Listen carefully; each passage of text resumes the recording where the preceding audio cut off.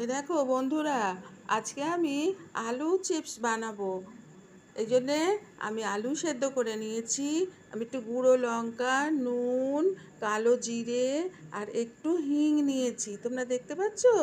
এই আলুটাকে আমি ম্যাশ করে নেবো, নিয়ে এই মশলাটা দিয়ে মাখবো। হ্যাঁ, তোমরা দেখো।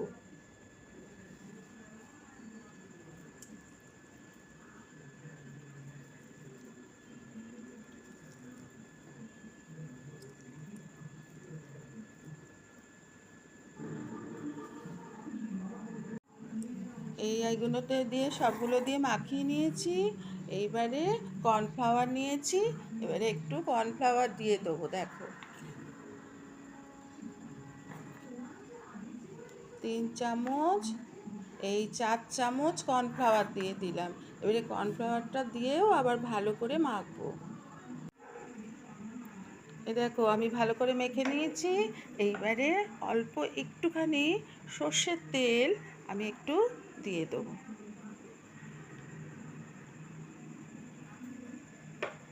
এই সর্ষের তেলটা দিয়ে দিলাম, দিয়ে এটাকে আরেকবার ভালো করে মেখে নেব।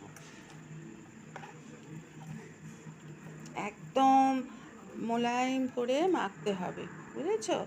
এটাকে খুব ভালো করে, যাতে আলুর দলা দলা না থাকে।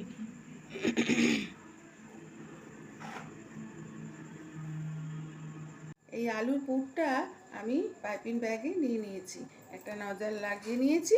এই যে এইভাবে দিয়ে এটাকে আমি এবারে কড়াই তেল দিয়েছি, দিয়ে এবারে এটাকে আমি ভেজে নেব।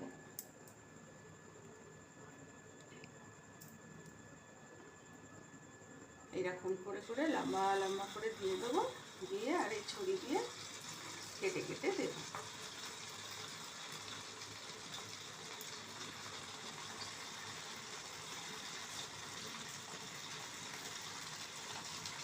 দেখো, এইরকম করে ভাজা হবে। আর এবারে আমি এগুলোকে তুলে নেব।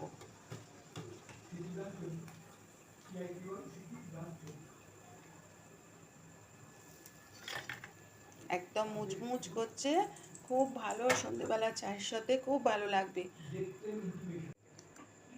একইভাবে সব ভেজে নিয়েছি। এই দেখো কি সুন্দর মুচমুচে হয়েছে, দেখেছো? মুচমুচ করছে। তোমরা বাড়িতে বানিও, খেয়েও। সন্ধেবেলা চায়ের সাথে চটজলদি বানানো হয়ে যাবে, খুব ভালো লাগবে খেতে। হ্যাঁ, আর তোমরা অভিকের পাশে থেকো, লাইক শেয়ার সাবস্ক্রাইব করো। ভালো থেকো, সুস্থ থেকো।